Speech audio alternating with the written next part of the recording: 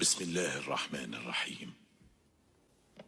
واذكر في الكتاب مريم إذ انتبذت من أهلها مكانا شرقيا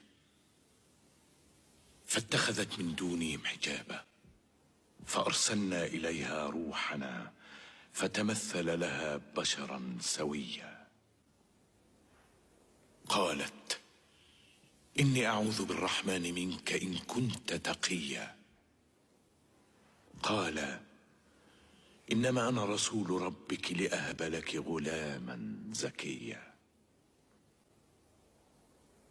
قالت أنى يكون لي غلام ولم يمسسني بشر ولم أك بغيا.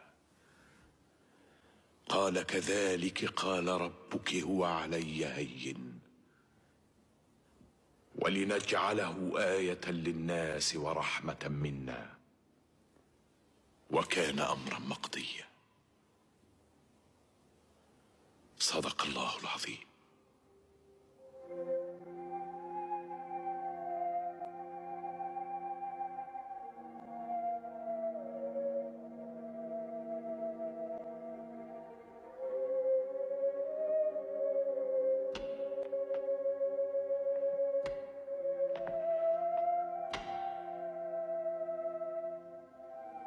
ليس بين ديننا ودينكم أكثر من هذا الخط.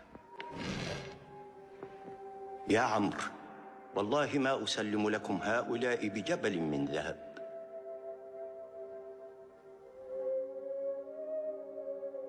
انطلق يا جعفر ومن معك وعيشوا في أرضي بسلام حتى يأذن الرب لكم بالعودة.